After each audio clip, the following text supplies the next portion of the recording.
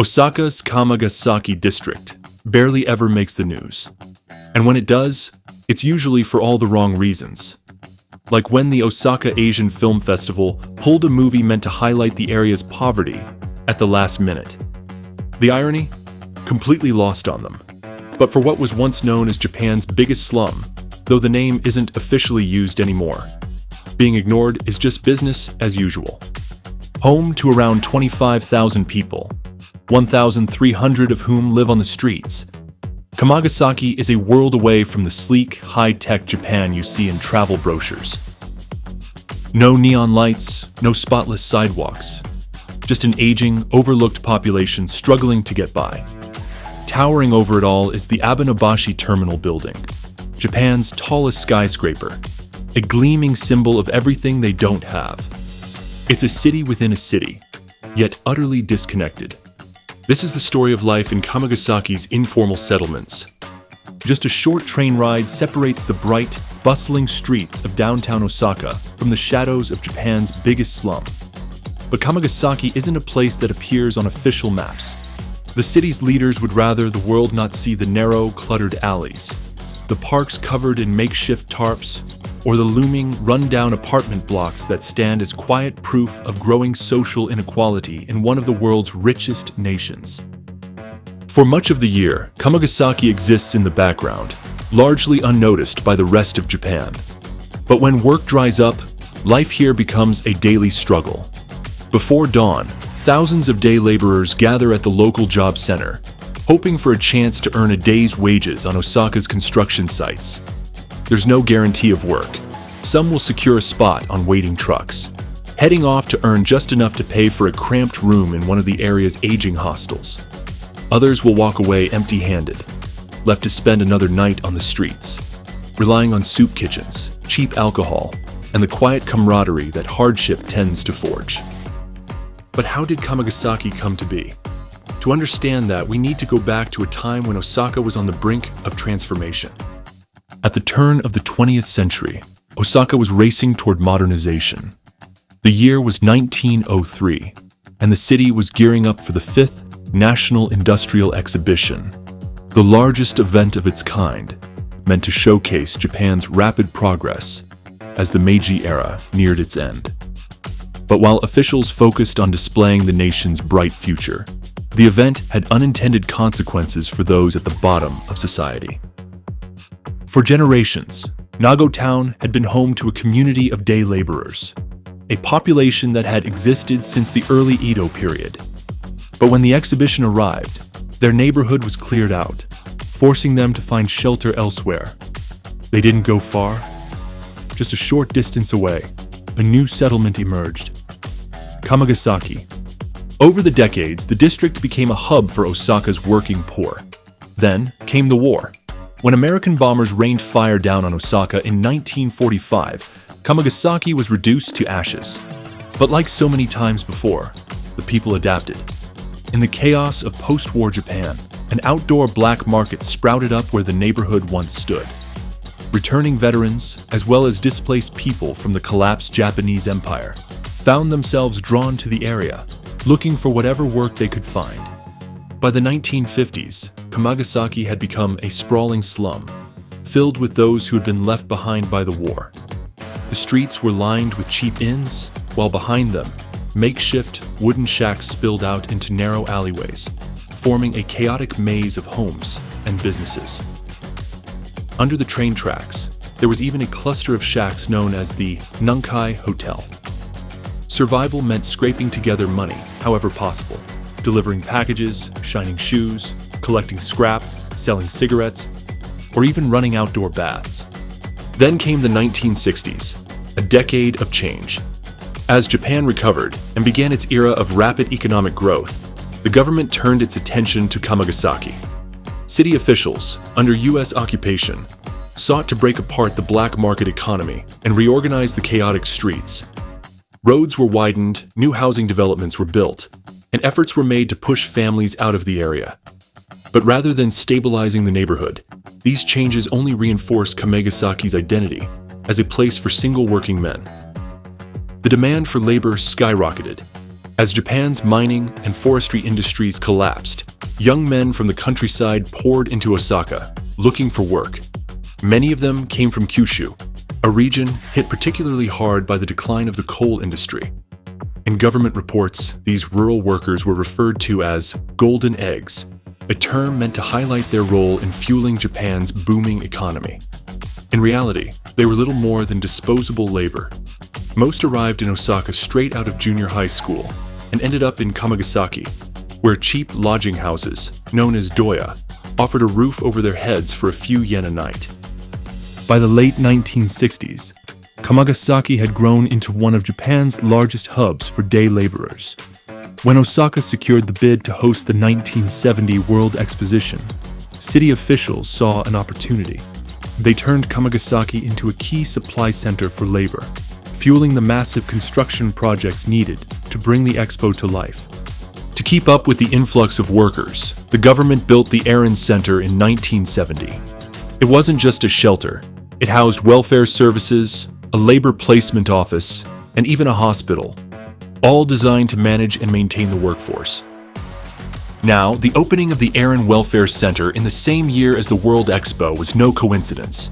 It was a clear sign that the city government was stepping up efforts to control and manage the growing number of day laborers, especially after the violent 1961 riot, sparked by police brutality, had shaken the area. Even the name itself was part of this effort. By 1966, officials had decided to rename the district Eirin-chiku, hoping to wipe away Kamagasaki's long-standing reputation for crime, gangs, and substances. But change was easier on paper than in reality. Even today, older residents still call the area by its original name, while officials and the media insist on using the new one. Ironically, just as Japan was celebrating progress and harmony for mankind at the 1970 Expo, Kamagasaki was heading into a difficult era. The construction jobs that had drawn thousands of workers to the area didn't offer long-term security, and their ability to make a living was tied to the health of the economy. When times were good and construction projects were booming, they could get by. But when Japan was hit by the 1973 oil crisis, the demand for laborers dropped sharply, leaving many struggling to survive. The 1980s brought a brief period of hope. The economy surged and jobs became easier to find. But the prosperity was short-lived. By the early 1990s, it became clear that this so-called economic miracle had been built on a financial bubble, one that was about to burst. After the bubble burst, the Japanese economy never really bounced back, and for the day laborers of Kamagasaki, life only got harder. The demand for their work shrank, and unemployment became more than just a temporary struggle. It became a permanent reality. With little to no education, office jobs were never an option, and after years of grueling physical labor, many suffered from chronic injuries or illnesses that left them unable to work at all. But perhaps the cruelest obstacle of all was bureaucracy. Social welfare required a permanent address, something many of these workers didn't have. They drifted between cheap, run-down doya hotels, or, when money ran out, the streets. But the real hardship in Kamagasaki wasn't just financial. It was the crushing isolation. Day labor offered no stability, no long-term workplace relationships, and no chance to build a community. Work was a daily battle, with men gathering at dawn to fight for a handful of available jobs. Those who found steady employment often left, further breaking apart the fragile social fabric. And because nearly everyone in Kamagasaki carried a complicated past, personal stories were rarely shared. Even volunteers were strictly instructed never to ask about a resident's background, unless the person chose to talk about it themselves. Winter was the hardest season for those who remained. Around New Year's, social services like job placement centers and public shelters shut down, forcing many to sleep in the cold. Some shelters stayed open, but many preferred the streets over the crowded, privacy-less conditions inside. And with hardly any jobs available during the holiday season, even those who wanted to work had no options. Society, meanwhile, offered little sympathy. Many viewed these workers as lazy, blaming them for their own poverty. People accused them of wasting money, of failing to plan for the future. The stigma against the homeless was strong, and at its worst, it turned violent. There had been repeated cases of homeless people being attacked, even murdered, by young men who claimed they were just playing, or saw their victims as social garbage. Yes, some of the workers drank during the day. Some spent their last coins on karaoke cafes, where a single song cost only 100 yen. But how could anyone organize a life when survival itself was a day-to-day struggle? How could saving money be an option when it could mean losing government assistance? And if a man, cut off from society and left with nothing, found a small escape in a song, who could blame him for taking it? If anyone was being lazy, it wasn't the workers of Kamagasaki. It was the society that had abandoned them.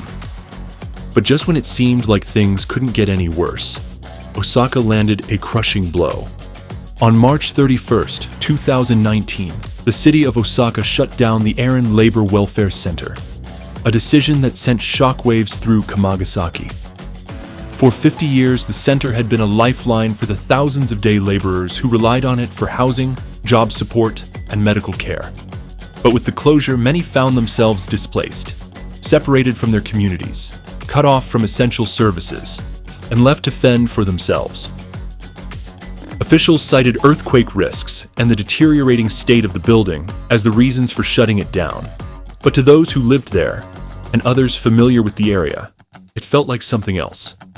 Many saw it as part of a larger effort to push out the working class and transform Kamagasaki into something more appealing to developers and the wealthy. And so, rather than accepting their fate, they fought back, occupying the center in an act of defiance. The standoff didn't last long. Within 24 days, more than 200 police officers were sent in to evict the 100 or so people still living inside. But if the city thought that would be the end of it, they were mistaken. Most of the displaced simply moved onto the surrounding streets, refusing to disappear quietly. Among them, a small group of activists and former residents came together to form the Action for the Opening of the Kamagasaki Center Group, or AOKC. Their mission wasn't just about making their struggle visible, it was about survival. Every day they worked to provide food, clothing, and makeshift shelter for the homeless population. They also helped people navigate paperwork, legal battles, and welfare systems, all while organizing cultural activities to keep the spirit of the community alive. That legal support would prove crucial, especially when, in April 2020, the city took legal action against 22 former residents, accusing them of illegally occupying the center. The case was particularly controversial because the city had allegedly gathered names through a survey, with homeless residents unknowingly signing themselves into a lawsuit. Caught off guard and without proper legal resources, they were dragged into the Osaka Prefectural Court to face charges they never saw coming. In response, 5 more people voluntarily joined the case as a show of solidarity, standing beside the original 22 in their fight. Then, something unexpected happened. On December 1st, 2020, the court rejected the city's request for an order of provisional disposition prohibiting transfer of possession, a legal maneuver meant to remove the occupiers before the trial was even finished. In Japan, where the law often favors property owners in cases of squatting, this decision was a rare victory. It didn't change the reality that the trial would likely end against them, but it bought them time. And in Kamagasaki, time meant everything. It meant more days to provide food, more nights to protect the most vulnerable from the cold, and more opportunities to fight back against a city that seemed determined to erase them. But the reality is that Kamagasaki is slowly fading away, not just as a neighborhood, but as a symbol of Japan's overlooked workers. It was once a bustling hub for day laborers who played a crucial role in building the country's post-war infrastructure. But now it's shrinking, with fewer new residents stepping in. These days, the once lively streets that used to be filled with Japan's working poor have a different kind of energy, buzzing instead with young travelers from Korea and China.